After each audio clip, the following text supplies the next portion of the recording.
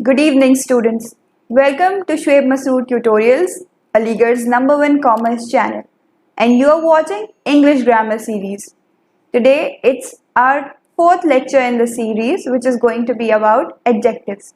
So far, we have covered noun, pronoun, and determiners. So, if you haven't watched those videos, please check the description box for their link. Now, let us move ahead for our topic for today, which is adjectives. So today's topic is going to be very interesting, easy and important. तो जब मैंने कहा easy, interesting और important, तो आपको एक idea मिल गया कि आज का टॉपिक कैसा होने वाला है. यानी adjectives easy भी होंगे, पढ़ने में interesting भी होंगे, लेकिन साथ साथ important भी हैं. तो इन तीनों वर्ड्स ने एडजेक्टिव के बारे में कुछ डिस्क्राइब किया. तो यही काम होता है एडजेक्टिव्स का. Adjectives are words that modify और change nouns, pronouns and other adjectives. These words describe attribute, quantity, shape, size, numbers. तो एडजेक्टिव्स क्या बताते हैं हमें? एट्रीब्यूट यानी कि कैरेक्टरिस्टिक्स या क्वालिटीज या फिर क्वांटिटी कि कितनी तादाद है, शेप या साइज या फिर नंबर कि एग्जैक्ट नंबर क्या है हमारे नाउन का या फिर प्रोनाउन का. तो वो थोड़ी डिटेल दे रहे हैं हमें नाउन या प्रोनाउन के बारे में और बाकी के एडजेक्टिव्स के बारे में भी. यानी कि कुछ एट्रीब्यूट्स या खूबियां या खामियां ये सब चीज़ डिस्क्राइब की जा रही हैं थ्रू एडजेक्टिव्स.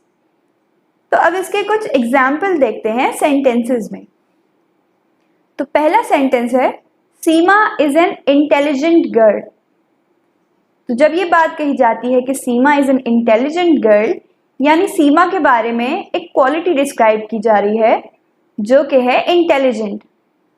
अगर यहाँ पे वर्ड इंटेलिजेंट का यूज नहीं किया जाता तो ये सेंटेंस होता सीमा इज अ गर्ल, जिससे हमें कुछ भी आइडिया नहीं लगता सीमा के बारे में. सिर्फ एक स्टेटमेंट होता कि सीमा एक लड़की है.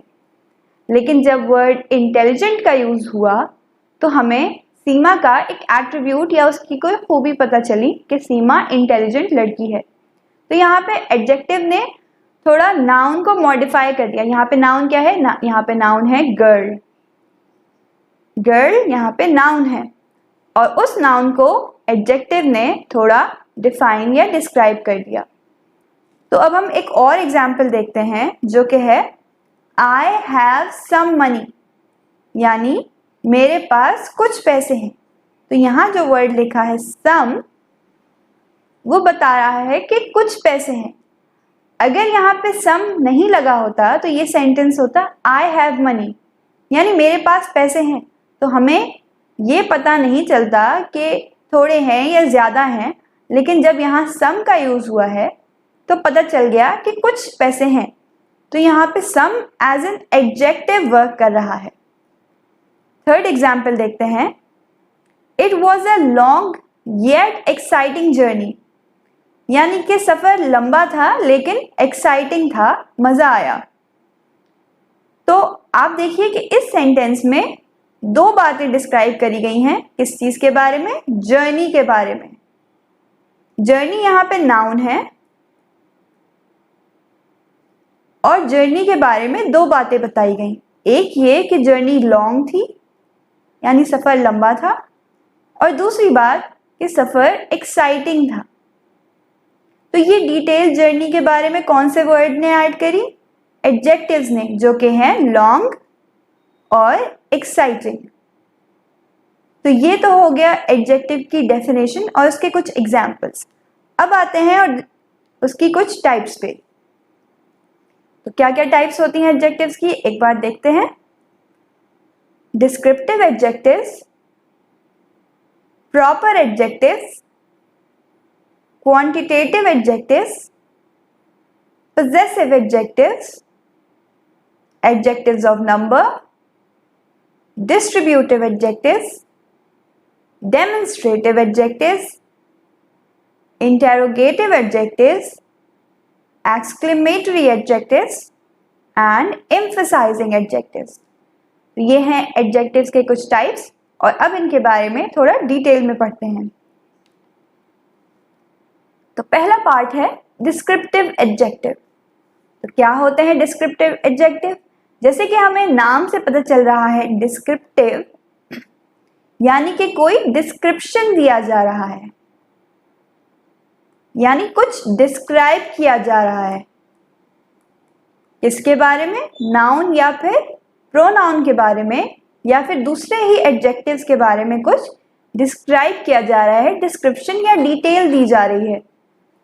तो ऐसे वर्ड्स जो कि कोई डिटेल या डिस्क्रिप्शन दें या डिस्क्राइब करें वो होते हैं डिस्क्रिप्टिव एडजेक्टिव्स। किस तरह की डिटेल्स देते हैं? जैसे कि ब्यूटीफुल होना, क्यूट होना, सिली होना, टॉल होना, annoying, loud, old, clever, nice, red, yellow etcetera.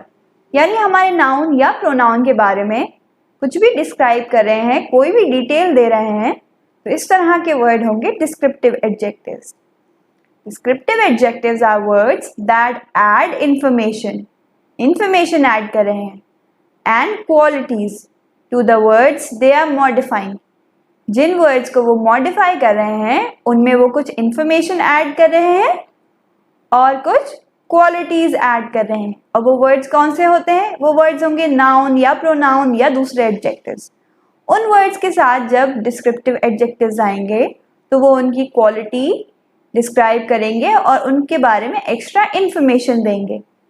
तो यहाँ पे beautiful, silly, cute, tall, annoying, loud, old, clever, nice, red, yellow, ये इस तरह के वर्ड्स नाउन के बारे में कुछ क्वालिटीज़ बताएंगे, प्रोनाउन के बारे में कुछ क्वालिटीज़ बताएंगे और डिस्क्राइब करेंगे उनको फर्दर।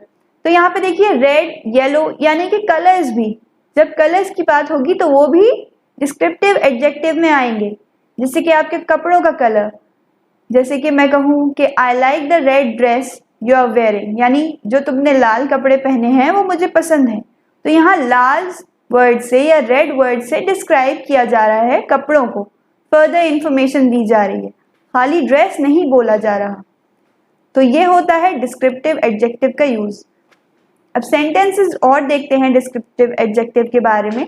यहाँ पे लिखा है this is an old house, यानी ये एक पुराना घर है। तो यहाँ जो वर्ड है ओल्ड वो हाउस यानी कि जो नाउन है उसको डिस्क्राइब कर रहा है कि कैसा घर है, पुराना घर है, ओल्ड हाउस। तो ये जो नाउन है हाउस उसके बारे में इंफॉर्मेशन ऐड करी जा रही है through the word old, through the word old. This is a red flower, यानी ये एक लाल फूल है। तो यहाँ पे सिर्फ दिस इज अ फ्लावर नहीं कहा जा रहा, यहाँ कहा जा रहा है this is a red flower. तो यहाँ पे जो वर्ड है रेड वो डिस्क्राइब कर रहा है फ्लावर को, जो कि एक नाउन है। तो कैसा flower? Red flower. He is a clever boy, वो एक चालाक लड़का है। तो यहाँ पे जो वर्ड है क्लेवर वो डिस्क्राइब कर रहा है नाउन को जो कि है बॉय। तो ये होता है डिस्क्रिप्टिव एडजेक्टिव का यूज। तो अब आते हैं एडजेक्टिव की सेकंड कैटेगरी पे जो कि है प्रॉपर एडजेक्टिव। तो क्या होते हैं proper adjective? Let's check the definition. The proper adjective are formed from proper noun like name of countries, ethnicities, organization, institution. तो प्रॉपर एडजेक्टिव मिलके बनते हैं प्रॉपर नाउन से। हमने जब नाउन पढ़ा था तो प्रॉपर नाउन के बारे में पढ़ा था कि जब हम किसी खास चीज़ के बारे में बात करते हैं, किसी खास चीज़ को रेफर करते हैं, तो वो सब होते हैं प्रॉपर नाउन। जैसे कि कंट्रीज़ के नाम या एथनिसिटीज़ के नाम, एथनिक बैकग्राउंड जैसे किसी का कि कोई एशियन है या कोई अमेरिकन है या कोई ब्लैक है, कोई अफ्रीकन है, कोई कॉकेशियन है, तो ये सब चीज़ होती हैं एथनिसिटीज़। या फिर कोई ऑर्गेनाइजेशन या कोई इंस्टीट्यूशन, किसी कॉलेज का नाम, कोई और इंस्टीट्यूशन, कोई और ऑर्गेनाइजेशन, इस तरह की जो चीज़ होंगी वो सब प्रॉपर नाउन होंगी। तो प्रॉपर नाउन से मिलके कौन बनता है? Proper adjectives. तो ये किस तरह के होते हैं, इनका एक बार सेंटेंस में यूज देखते हैं। I have learned the French language। तो यहाँ पे इस सेंटेंस में फ्रेंच जो वर्ड है वो लैंग्वेज के बारे में बता रहा है। कौन सी language? French language. French, I have learned French language, मैंने फ्रेंच लैंग्वेज सीखी है। तो अगर यहाँ पे ये वर्ड फ्रेंच नहीं होता तो ये सेंटेंस सिर्फ इतना होता, आई हैव लर्नड लैंग्वेज। तो क्या हमें इसके बारे में इंफॉर्मेशन होती कि कौन सी लैंग्वेज या कैसी लैंग्वेज? ये सेंटेंस कुछ इनकम्प्लीट सा होता, इसमें कोई इंफॉर्मेशन नहीं दी गई होती। But when we add French तो यहाँ पे पता चल रहा है कि कौन सी भाषा या कौन सी लैंग्वेज सीखी है, फ्रेंच सीखी है। तो ये एक्ट कर रहा है as proper adjective.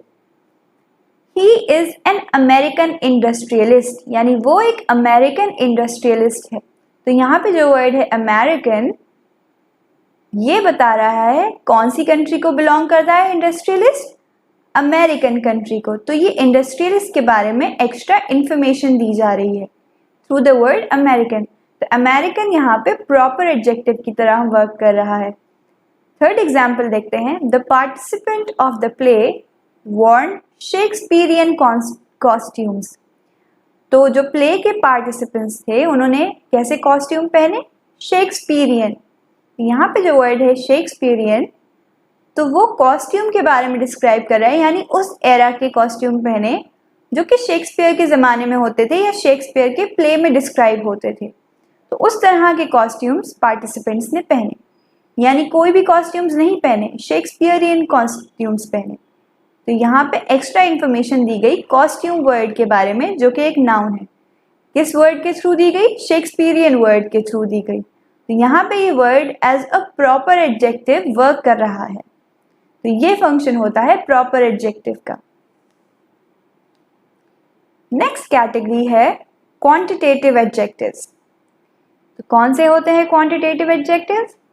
Adjective of quantity या quantitative adjective tells us about how much of a thing is meant, यानी कि वो तादाद या क्वांटिटी बताते हैं।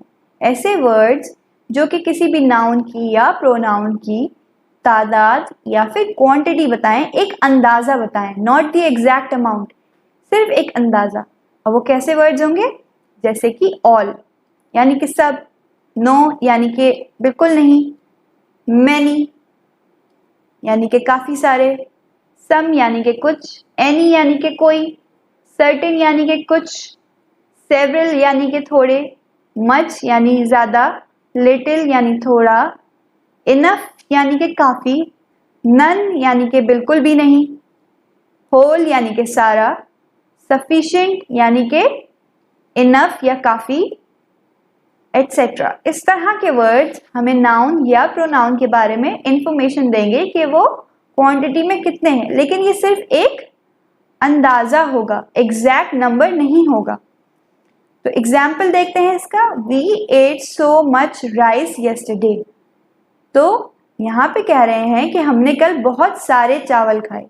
अगर यहाँ पे वर्ड मच नहीं लगा होता तो ये सेंटेंस कुछ ऐसा होता, वी एट राइस येस्टरडे।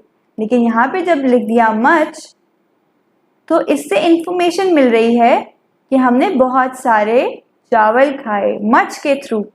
तो मच यहाँ पे एक्स्ट्रा इंफॉर्मेशन ऐड कर रहा है किसके बारे में? राइस के बारे में, जो कि है नाउन।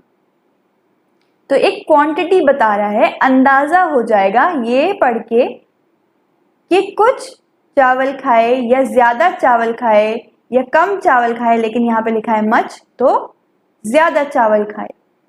सेकेंड एग्जाम्पल देखते हैं। यहाँ लिखा है he has lost all his wealth, यानी कि उसकी सारी जायदाद खो गई। तो यहाँ जो वर्ड है ऑल, ये बता रहा है कि सारी जायदाद खो गई, यानी कि थोड़ी, कम या बहुत नहीं, सारी।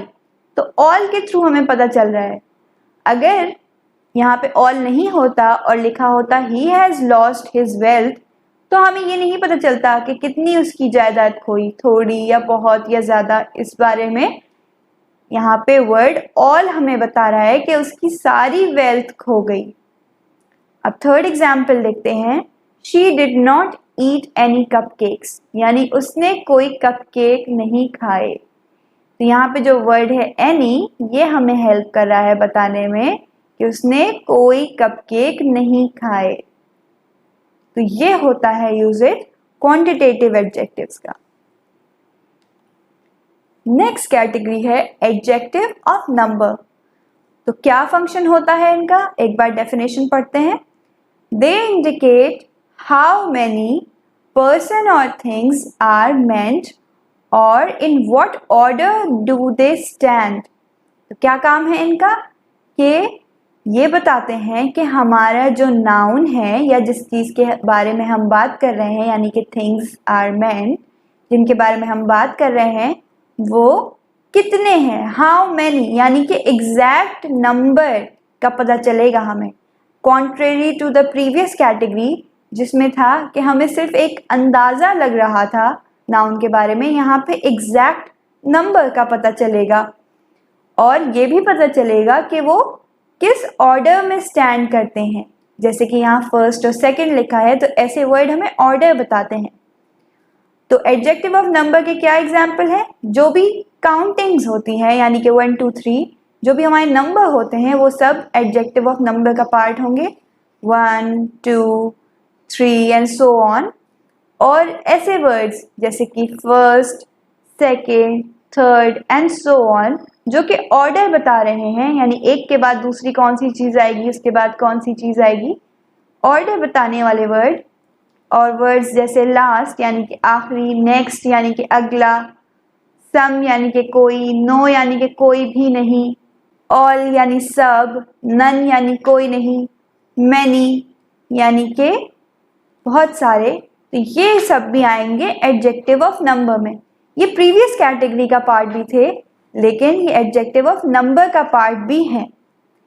तो इस सिचुएशन में क्या डिफरेंस होगा मैनी में और नन के यूज में जो पहले नहीं था, ये हम अभी देखेंगे। तो पहला एग्जाम्पल देखते हैं, शी हैज़ 2 सिस्टर्स, यानी उसकी 2 बहनें हैं। तो यहाँ जो वर्ड है 2, ये नाउन सिस्टर को डिस्क्राइब कर रहा है, उसके बारे में इंफॉर्मेशन दे रहा है कि कितनी हैं बहनें, 2, एग्जैक्ट नंबर बताया जा रहा है।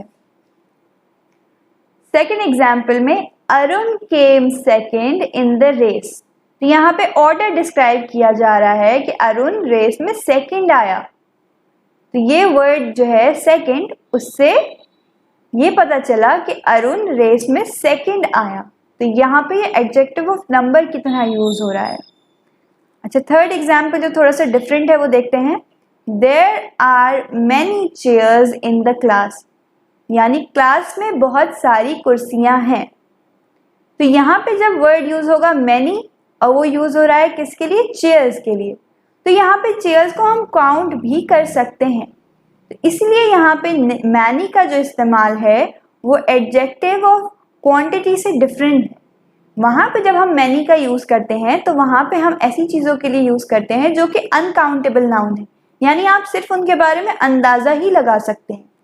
लेकिन जब आप एडजेक्टिव ऑफ नंबर में मैनी का यूज करते हैं तो यहाँ पे ऐसी चीज़ों के लिए यूज हो सकता है जो कि है कैसे नाउन, काउंटेबल, यानी कि आप इनको एग्जैक्ट नंबर में भी काउंट करते हैं। तो इसीलिए यहाँ पे जो वर्ड यूज होगा मैनी, वो एडजेक्टिव ऑफ नंबर की तरह भी इस्तेमाल हो रहा है, यानी कि आप चाहें तो चेयर्स को काउंट भी कर सकते हैं, ये काउंटेबल होती हैं चेयर्स। ऐसी चीजें जो काउंटेबल हैं उन्हें काउंटेबल नाउन कहते हैं। और यहाँ पे जब वर्ड मैनी यूज हो रहा है तो यहाँ पे बताया जा रहा है कि बहुत सारी चेयर्स हैं और आप उनको काउंट भी कर सकते हैं। लेकिन प्रीवियस कैटेगरी में जब मैनी का यूज होता है तो वहाँ पे आप सिर्फ अंदाजा ही लगा सकते हैं नाउन के बारे में, उनको एग्जैक्टली काउंट नहीं कर सकते। तो ये हो गई बात एडजेक्टिव ऑफ नंबर की। Now let us discuss the next category which is possessive adjectives. तो क्या होते हैं possessive adjectives? Words that are used before a noun to qualify it and indicate possession are called possessive adjectives। यानी कि ऐसे words जो noun से पहले लगते हैं या नाउन से पहले इस्तेमाल होते हैं और क्या क्वालिफाई इंडिकेट करते हैं, possession, यानी कि कोई चीज़ किसकी है, कोई चीज़ आपकी है, कोई चीज़ मेरी है, या कोई चीज़ किसी और की है। इस तरह के वर्ड्स जब नाउन से पहले इस्तेमाल होते हैं तो वो पोजेशन शो करते हैं। तो कैसे वर्ड्स हैं, वो कौन से वर्ड्स हैं, आइए देखते हैं। माई, आवर, योर, हिज, हर और देयर, ये वो वर्ड्स हैं जो पोजेसिव एडजेक्टिव की तरह एक्ट करते हैं। अब एग्जाम्पल देखते हैं। दे आर आवर फ्रेंड्स, यानी कि वो हमारे दोस्त हैं। तो यहाँ जो वर्ड है आवर, वो पोजेशन शो कर रहा है कि वो हमारे दोस्त हैं, आवर फ्रेंड्स। और फ्रेंड्स है नाउन, तो ये नाउन से पहले इस्तेमाल हुए और क्या शो कर रहे हैं, पोजेशन, यानी हमारे वर्ड का यूज हो रहा है यहाँ पे पोजेशन शो करने के लिए, क्या बताने के लिए कि वो हमारे फ्रेंड्स हैं। सेकेंड एग्जाम्पल देखते हैं। She has lost her book, यानी कि उसने अपनी किताब खो दी। तो यहाँ जो वर्ड है हर, वो यूज हो रहा है as a possessive adjective for the noun book. किसकी बुक थी, उसकी बुक थी, यानी कि लड़की की। तो यहाँ जो शी वर्ड है वो प्रोनाउन हुआ फॉर गर्ल, और उसने अपनी क्या खो दी, बुक खो दी। तो हर वर्ड जो है यहाँ पे पोजेशन शो कर रहा है कि लड़की की किताब थी जो कि उसने खो दी। I like my new dress, तो यहाँ जो वर्ड है माई, वो बता रहा है कि मेरी न्यू ड्रेस, यानी कि मुझे अपनी न्यू ड्रेस पसंद है, मेरी न्यू ड्रेस। तो माई जो वर्ड है वो भी पोजेशन शो कर रहा है, यानी ड्रेस किसकी है, मेरी। तो पोजेशन शो करने के लिए यहाँ पे माई वर्ड का यूज हुआ है। ये भी है एक पोजेसिव एडजेक्टिव। तो अब देखते हैं नेक्स्ट कैटेगरी क्या है, विच इज डिस्ट्रीब्यूटिव एडजेक्टिव। क्या होते हैं distributive adjective? A distributive adjective is a describing word that refers to separate things. Words like each, every, either, neither, any, etc. तो ऐसे वर्ड्स जो कि चीज़ों को अलग अलग बताने में काम में आते हैं, यानी ये बताते हैं कि थिंग्स जो है सेपरेट है, अलग अलग, नाउन हमारे अलग अलग हैं या अलग अलग ग्रुप्स में हैं। तो इस तरह का जो इंडिकेशन देते हैं या इस तरह की जो चीज़ को डिस्क्राइब करते हैं वो होते हैं डिस्ट्रीब्यूटिव एडजेक्टिव। तो एग्जाम्पल देखते हैं पहला। Each student must wait for his turn, यानी कि हर स्टूडेंट को अपनी बारी का इंतजार करना है। ये तो हुआ इस सेंटेंस का मतलब। अब यहाँ पे जो वर्ड लिखा है ईच, यानी कि हर एक, ईच यानी हर एक को एड्रेस किया जा रहा है, ईच स्टूडेंट, तो सेपरेट किया जा रहा है यहाँ पे। सेपरेट, एक ग्रुप से, एक ग्रुप के अंदर हर बच्चे के बारे में कहा जा रहा है कि ईच यानी कि सेपरेट करके, हर एक को। अब सेकंड एग्जाम्पल में देखिए यहाँ लिखा है आइदर पेन विल डू, यानी कि इनमें से कोई भी पेन चल जाएगा या इनमें से किसी भी पेन से मैं अपना काम चला लूंगा, इस बात का ये मतलब हुआ। तो जब हम कहते हैं आइदर, यानी कि दो चीजों में से किसी एक को चूज करेंगे आप, या तो इसको चूज करेंगे या इसको चूज करेंगे। जब दो में से किसी एक को चूज करेंगे तो वर्ड इस्तेमाल करेंगे आइदर, यानी कि अगेन यहाँ पे सेपरेशन ऑफ थिंग्स है। दो में से किसी एक पेन को आप लेंगे, यानी दो में से कोई भी एक पेन से आपका काम हो जाएगा, तो आप क्या बोलेंगे कि आइदर पेन विल डू। तो यहाँ पे सेपरेट किया जा रहा है नाउन को जो कि है pen. Every word of his statements is false, यानी कि उसके स्टेटमेंट का हर वर्ड फॉल्स है।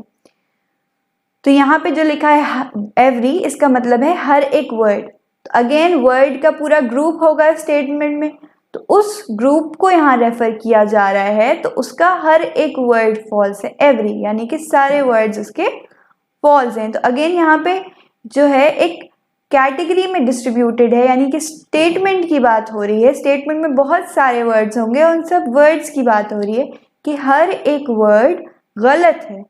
तो इसलिए यहाँ पे एवरी वर्ड का यूज हुआ जो कि है एक डिस्ट्रीब्यूटिव एडजेक्टिव। अब यहाँ लिखा है नाइदर एक्यूजेशन इज ट्रू, यानी कि कोई भी, नाइदर मीन्स कोई भी नहीं, यानी कि कोई भी एक्यूजेशन सही नहीं है। नाइदर का मतलब होता है जब हम मना कर रहे होते हैं या नो की तरफ इशारा होता है या इनमें से कोई भी नहीं, तब ये यूज होता है। यानी कि बहुत सारे इल्जाम लगे होंगे, एक्यूजेशन का मतलब है इल्जाम, तो एक्यूजेशन जो है बहुत सारी होंगी, तो इसमें लिखा है नाइदर इज ट्रू, यानी कि इनमें से कोई भी सही नहीं है, नाइदर। तो यहाँ पे एक पूरी कैटेगरी ऑफ एक्यूजेशन होगी या बहुत सारी एक्यूजेशंस या इल्ज़ाम होंगे, तो उनमें से बताया जा रहा है कि कोई भी सही नहीं है, नाइदर इज ट्रू। तो यहाँ पे डिस्क्राइब किया जा रहा है थ्रू द वर्ड नाइदर, तो यहाँ पे वो एक डिस्ट्रीब्यूटिव एडजेक्टिव की तरह काम कर रहा है।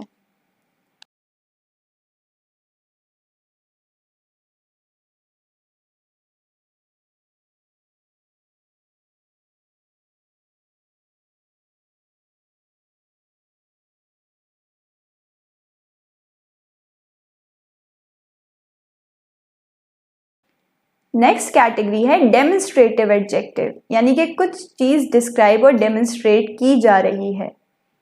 क्या चीज डिस्क्राइब और डेमोन्स्ट्रेट की जा रही है, चलिए इसको पढ़ते हैं। Demonstrative adjective are used to identify और express the relative position of a noun in time और स्पेस।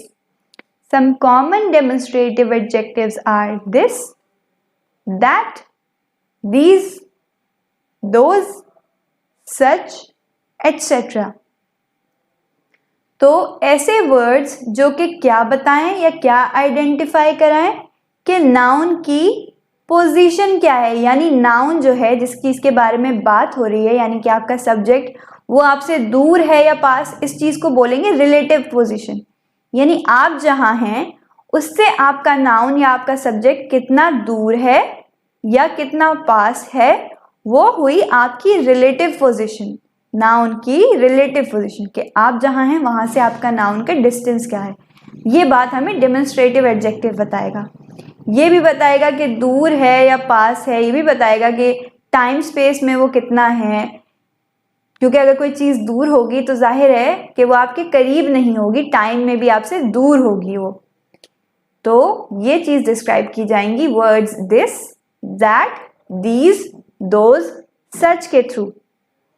ठीक है, तो इसका एग्जाम्पल देखते हैं। This pen is of great quality. तो यहाँ पे जो वर्ड है दिस, वो बता रहा है कि ये पेन, दिस पेन, पेन की तरफ इशारा है, यानी पेन को डिस्क्राइब किया जा रहा है। और जब हम कहेंगे दिस तो हमें पता चल रहा है कि पेन हमारे पास है, यानी पेन रिलेटिव पोजीशन पेन की वो नियर है, यानी पेन हमारे कहीं पास है। और दूसरी बात वो ये बताएगा कि पेन जो है सिंगुलर नाउन है। तो हमेशा जब भी वर्ड दिस का यूज होगा, एक तो ये होगा कि हमारा जो नाउन उसकी रिलेटिव पोजीशन नियर होगी और हमारा जो नाउन है वो सिंगुलर होगा। तो ये चीज डिस्क्राइब करेगा डेमोन्स्ट्रेटिव एडजेक्टिव। सेकेंड एग्जाम्पल देखते हैं। यहां लिखा है ब्रिंग दैट चेयर। तो जब यहां वर्ड आता है दैट, तो हमें इससे ये पता चलता है कि दैट जो है तब यूज होगा जब हमारा नाउन फार होगा। कैसा होगा? फार होगा, यानी कि उसकी रिलेटिव पोजीशन हमसे दूर होगी। इसलिए कहा गया ब्रिंग दैट चेयर, यानी चेयर की तरफ इशारा है कि वो वाली चेयर लाओ। वो यानी कि हमसे थोड़ा सा दूर। जब हम कहेंगे ये वाली चेयर लाओ, यानी कि ये हमारे पास रखी है चेयर, तो ये चेयर लाओ। और जब हम कहेंगे वो, यानी कि दैट, तो वो चेयर थोड़ा दूर है। इससे हमें पता चलता है कि हमारा जो नाउन जो कि है चेयर, उसकी रिलेटिव पोजीशन थोड़ी सी दूर है हमसे, तो इसीलिए ये हुआ फार, और इसकी रिलेटिव पोजीशन हमसे फार हुई। और दूसरी बात दैट ने हमें क्या बताई कि हमारा नाउन कैसा है? सिंगुलर है। यानी दैट कब यूज होगा? जब हमारा नाउन सिंगुलर होगा। एक तो रिलेटिव पोजीशन में फार होगा और नंबर में होगा सिंगुलर, यानी कि एक। तो अब डिस्कस करते हैं थर्ड एग्जाम्पल को। यहाँ लिखा है दीज मैंगोज आर स्वीट, यानी कि ये आम मीठे हैं। तो यहाँ जो वर्ड है दीज, उससे क्या पता लग रहा है कि जो मैंगोज यानी कि हमारा नाउन जो है वो कहीं पे आसपास है, यानी कि नियर है। जो रिलेटिव पोजीशन है उसकी वो पास है, नियर है। और दूसरी बात पता लग रही है कि जो हमारा नाउन यानी कि मैंगो वो प्लूरल है, यानी कि यहाँ वर्ड मैंगोज का इस्तेमाल हो रहा है, मैंगो का नहीं, तो इसलिए वो प्लूरल है। तो दो बातें पता लगी, एक ये कि मैंगोज नियर है और दूसरा कि वो प्लूरल है। तो जहाँ पे भी दीज वर्ड का इस्तेमाल होगा तो आप ये समझ जाइए कि नाउन हमारा रिलेटिव पोजीशन में पास है या आसपास आपके विसिनिटी में ही कहीं है। तो दीज से ये पता लगेगा और पता लगेगा कि नाउन प्लूरल है। अब अगर यहाँ पे लिखा होता दोज, तो दोज से क्या बात पता लगती? अगर लिखा होता दोज तो हमें पता चलता कि नाउन कहीं पे दूर है, यानी कि फार है, और पता लगता कि नाउन प्लूरल है, यानी कि दोज मैंगोज आर स्वीट, यानी कि वो मैंगोज, यानी थोड़ा दूर रखे हैं मैंगोज, वो वाले मैंगोज। ये तो डिफरेंस हो गया दोज में और दीज में। यहाँ पे पूरा होता है डेमोन्स्ट्रेटिव एडजेक्टिव का पार्ट। अब नेक्स्ट कैटेगरी पे आते हैं। नेक्स्ट टाइप है इंटेरोगेटिव एडजेक्टिव। क्या होते हैं interrogative adjective? What, which and whose, when they are used with nouns to ask questions, are called interrogative adjectives। यानी कि जब हम what का इस्तेमाल करेंगे, which का इस्तेमाल करेंगे या फिर whose का इस्तेमाल करेंगे, किसके साथ? नाउन के साथ। किस लिए? क्वेश्चन पूछने के लिए। तो उन वर्ड्स को हम इंटेरोगेटिव एडजेक्टिव कहेंगे। तो इसके एग्जाम्पल देखते हैं। What time is it now, यानी अभी क्या टाइम हुआ है। तो यहाँ पे जो वर्ड है व्हाट यानी कि क्या, तो वो टाइम जो कि है नाउन उसके साथ आ रहा है और एक्स्ट्रा इंफॉर्मेशन लेने की यहाँ कोशिश की जा रही है। टाइम के बारे में पूछा जा रहा है कि क्या टाइम हुआ है। तो ये एक इंटेरोगेटिव एडजेक्टिव की तरह काम कर रहा है, क्वेश्चनिंग हो रही है। Which method should be used for this experiment? इसमें पूछा जा रहा है कि which method यानी कि कौन सा मेथड हम एक्सपेरिमेंट के लिए यूज करें। तो यहाँ पे जो मेथड है वो होंगे हमारे नाउन। यहाँ पे जो मेन सब्जेक्ट होगा मेथड के बारे में पूछना चाह रहे हैं, और किसके थ्रू? विच के थ्रू, यानी कि कौन सा मेथड। तो यहाँ पे हमारा नाउन जो है मेथड, उसके बारे में एक्स्ट्रा इंफॉर्मेशन विच के थ्रू आएगी, यानी कौन सा। वर्ड कौन सा, यहाँ पे विच का मतलब है, तो वो हमारा इंटेरोगेटिव एडजेक्टिव होगा, क्वेश्चन पूछेगा नाउन के लिए। इंटेरोगेटिव एडजेक्टिव का थर्ड एग्जाम्पल यहाँ है हुज हाउस इज दिस, यानी ये किसका घर है। किसका यानी पोजेशन की मालूमात हो रही है वर्ड हुज का यूज करते हुए। किसका घर है ये? Whose house is this. तो हाउस है नाउन, नाउन के बारे में इंफॉर्मेशन ली जा रही है कौन से वर्ड से? हुज वर्ड के थ्रू। कुछ एक्स्ट्रा हमें पता चलेगा, ये पता चलेगा कि किसका घर है। तो हमारा ये जो वर्ड है यहाँ पे हुज, ये एक्ट करेगा as an interrogative adjective, question पूछा जाएगा। नेक्स्ट कैटेगरी है एक्सक्लेमेटरी एडजेक्टिव। तो ये क्या होता है एक्सक्लेमेटरी एडजेक्टिव? देखते हैं। It is a word that is used with nouns to indicate strong emotions. Here the word what is used to express the strong emotions. Sometimes the word how is also used for the same purpose. यहाँ क्या कहा जा रहा है कि ये ऐसे word हैं जो नाउन के साथ इस्तेमाल होते हैं और स्ट्रॉन्ग इमोशंस को इंडिकेट करते हैं। यानी कि जब हमें एक चीज़ कोई बहुत अच्छी लगे, बहुत अच्छी लग रही है, यानी कि एक स्ट्रॉन्ग इमोशन डेवलप हो रहा है, या फिर कोई चीज़ बहुत खराब लग रही है तो वो भी एक स्ट्रॉन्ग इमोशन है। कोई चीज़ को आपने बहुत इंजॉय किया तो वो भी एक स्ट्रॉन्ग इमोशन है। तो उस तरह के वर्ड्स होते हैं, जैसे कि यहाँ पे व्हाट है और यहाँ पे है हाउ। ये जो दोनों ही वर्ड्स हैं ये स्ट्रॉन्ग इमोशन को नाउन के बारे में जब डिस्क्राइब करेंगे तो उनको हम कहेंगे एक्सक्लेमेटरी एडजेक्टिव। इसका एग्जाम्पल देखते हैं, उसको और समझने की कोशिश करते हैं। यहाँ लिखा है व्हाट अ ग्रैंड पार्टी, यानी आपने जब पार्टी को देखा तो आपने कहा कि व्हाट अ ग्रैंड पार्टी, एकदम से स्ट्रॉन्ग इमोशन आया ऑफ ऑ, यानी कि आप एकदम मंत्रमुग्ध हो गए, कोई चीज़ से आप बहुत ज़्यादा इम्प्रेस हो गए, बहुत इम्प्रेसिव लगी आपको, तो वो एक स्ट्रॉन्ग इमोशन जनरेट हुआ। तो वो स्ट्रॉन्ग इमोशन यहाँ पे व्हाट वर्ड के इस्तेमाल से पता चला, यानी यहाँ पे वर्ड व्हाट का इस्तेमाल क्वेश्चन पूछने के लिए नहीं हो रहा। ये नहीं कहा जा रहा कि व्हाट अ ग्रैंड पार्टी से पूछा नहीं जा रहा कुछ, इस बात से हम कोई क्वेश्चन नहीं कर रहे कि क्या पार्टी ग्रैंड थी, नहीं, यहाँ व्हाट का यूज क्वेश्चनिंग के लिए नहीं है। यहाँ स्ट्रॉन्ग इमोशन जो कि है बहुत इम्प्रेस हो जाने का, इम्प्रेस हुए हैं आप ग्रैंड पार्टी देख के, वो एक स्ट्रॉन्ग इमोशन है, इम्प्रेस होना। आप ऑ में है पार्टी की, you are in complete awe of the party, कि पार्टी कितनी ग्रैंड है, तो वो जो है वर्ड व्हाट से यहाँ पे डिस्क्राइब किया जा रहा है। व्हाट अ ग्रैंड पार्टी, यहाँ पे क्वेश्चनिंग के लिए नहीं यूज हो रहा है व्हाट। दूसरा है व्हाट मैनर, यानी कि ये क्या तमीज है। जब जैसे किसी कहते हैं ना ये क्या तमीज है या कितने बदतमीज हो, तो उसके लिए ऐसे भी कह सकते हैं व्हाट मैनर। तो यानी कि आप बिल्कुल भी इम्प्रेस नहीं है, बल्कि बहुत आप उस चीज़ को लेके अनइम्प्रेस्ड हैं और आपको बुरी लगी है कोई चीज़ के, इसके मैनर्स कितने ख़राब हैं। तो यहाँ पे एक स्ट्रॉन्ग इमोशन जनरेट हुआ है कि आपको कोई चीज़ एकदम बुरी लगी, किसी के मैनर्स बुरे लगे, तो तब भी वर्ड व्हाट का इस्तेमाल किया गया, यानी कितने ख़राब मैनर्स, व्हाट मैनर। अब ऐसे ही यहाँ लिखा है व्हाट अ ब्यूटीफुल पेंटिंग, यानी इतनी ब्यूटीफुल पेंटिंग है कि आप उसको देख के भी बहुत इम्प्रेस हुए, तो ये भी फिर से एक स्ट्रॉन्ग इमोशन है अगेन। तो यहाँ पे भी वर्ड व्हाट का इस्तेमाल हो रहा है। तो ऐसे ही जैसे यहाँ पे लिखा है हाउ, अब हाउ का किस तरह से यूज करेंगे एज एन एक्सक्लेमेटरी एडजेक्टिव। आप किसी से कहें हाउ डेयर यू, यानी तुम्हारी हिम्मत कैसे हुई, तो इस बात का ये मतलब नहीं है कि आप पूछ रहे हैं हिम्मत कैसे हुई, यानी वो उस बात का जवाब देगा कि ऐसे हुई हिम्मत, नहीं, यानी कि आप कंप्लीट डिसगस्ट में हैं कि हिम्मत कैसे हुई, उस इंसान से आप बहुत नाराज हैं, तो इसलिए आप गुस्से में पूछेंगे, एंगर शो करेंगे।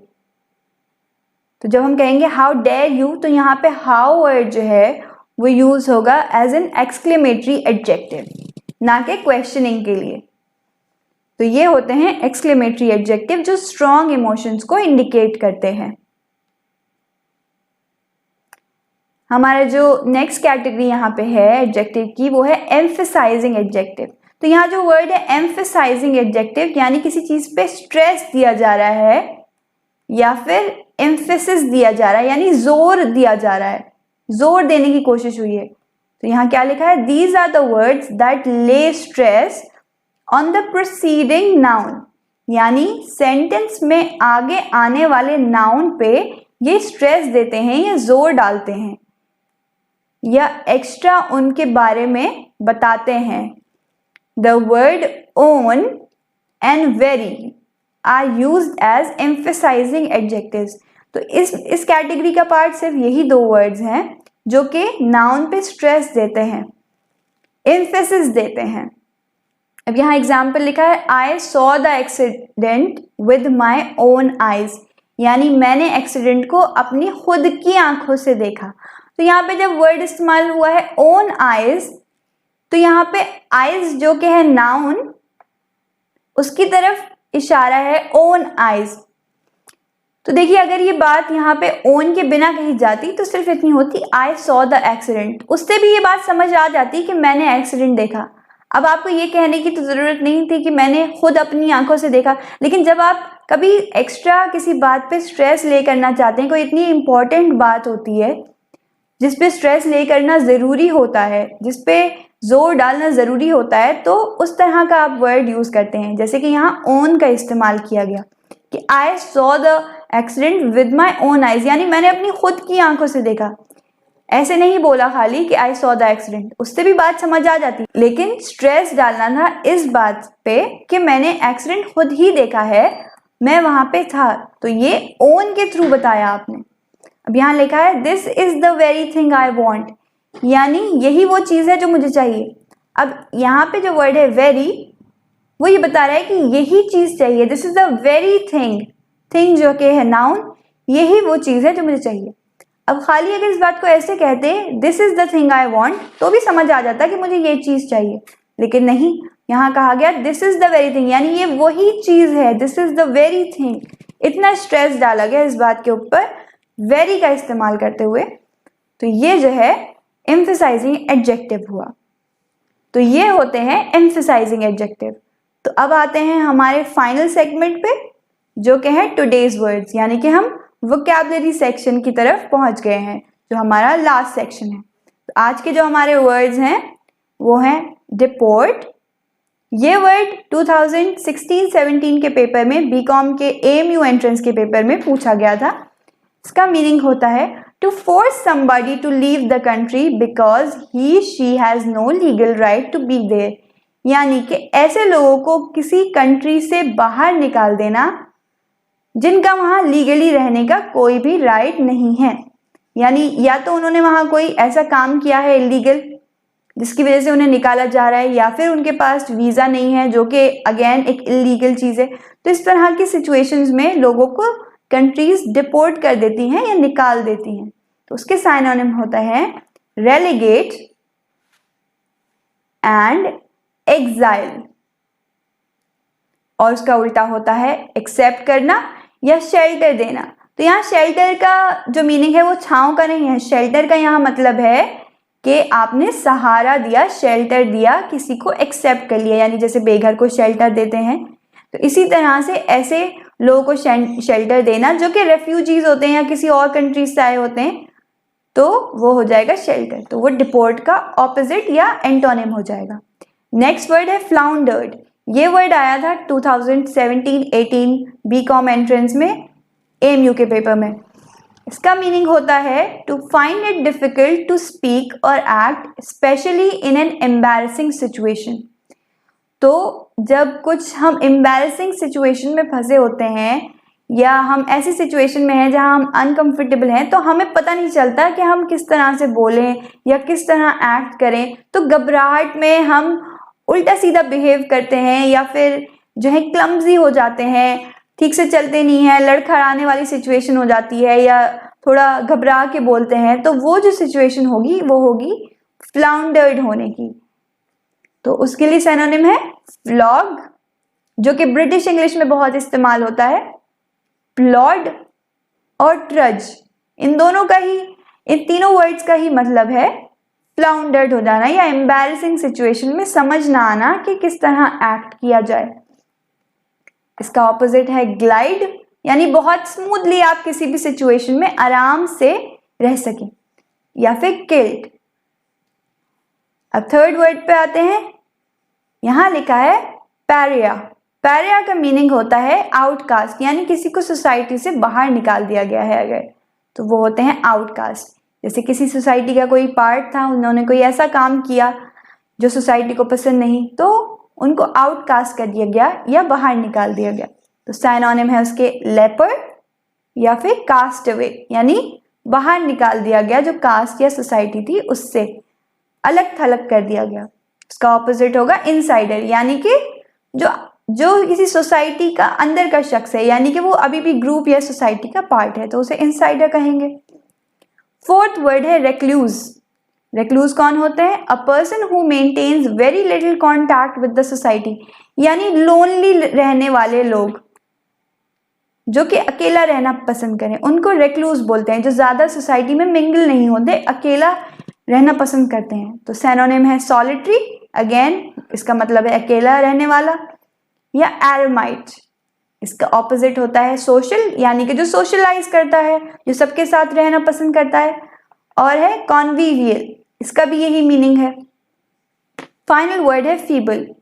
फीबल वर्ड का मीनिंग 2017-18 बीकॉम एंट्रेंस के पेपर में पूछा गया था, और इसका मीनिंग होता है विद नो एनर्जी और पावर, यानी कि कोई बहुत वीक तरीके से आप काम कर रहे हैं या आप वीक फील कर रहे हैं, आपके अंदर कोई एनर्जी और पावर नहीं है, तो इसका सिनोनिम होगा वीक या एस्थेनिक। इसका उल्टा होगा या एंटोनिम होगा स्ट्रॉन्ग, स्टॉलवर्ट तो ये है आज का हमारा फाइनल सेगमेंट जो कि यहाँ कंप्लीट होता है। हमने आज 5 नए वर्ड्स, उनके मीनिंग, उनके एंटोनिम और साइनोनिम सीखे। तो आई होप आज का पूरा लेक्चर आपको समझ आया होगा, और हमेशा की तरह मैं फिर से यही कहूँगी कि आप अपने सारे लेक्चर की प्रैक्टिस करें, उनके नोट्स बनाएं और पुराने पेपर्स सॉल्व करें। पास्ट पेपर सॉल्व करने से आपको काफ़ी हेल्प मिलेगी। And keep practising.